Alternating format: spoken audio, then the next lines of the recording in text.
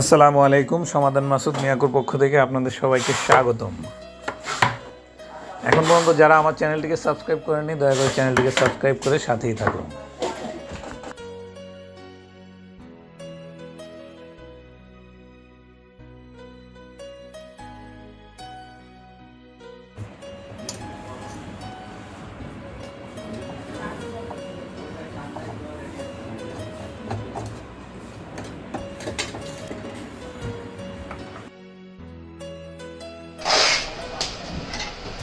আচ্ছা আচ্ছা ঠিক আছে, ওকে।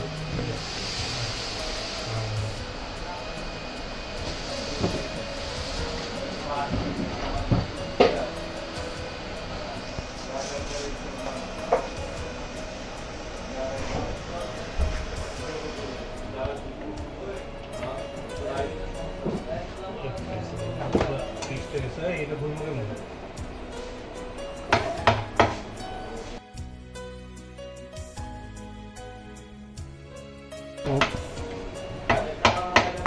খুলে দে।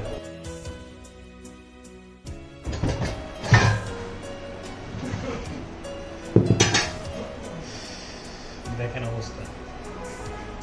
আমি সবসময় বলি যে আপনারা চুলার মধ্যে ভাতের মাছ, ডাল, এগুলি যত কম ফেলবেন তত চুলার জন্য ভালো। এই যে দেখেন অবস্থাগুলো কি অবস্থা হচ্ছে। এগুলো কিন্তু আসলে সব ভাতের মাছ, ডাল, চা পাতা ইত্যাদি করে তখন এই যে চুলাগুলোর অবস্থা এরকম হয়। তখন আপনারা নিজেরা বলেন ভাই চুলা দিলেন না, কোম্পানির বদনাম হয়তো। আসলে চুলার তো দোষ না, দোষটা আমাদের নিজেদের, আমাদের ইউজের প্রবলেম। চুলায় ভাতের মাছ, ডাল, দুধ পইরা এই অবস্থা হয়। ভাত বসাই দিয়ে আমরা টেলিফোনে কথা বলি, যার কারণে এই অবস্থা। এটা তো আসলে চুলার দোষ না বা কোম্পানির দোষ না। এই হচ্ছে অবস্থা। আমি যতটুকু দেখানোর চেষ্টা করলাম।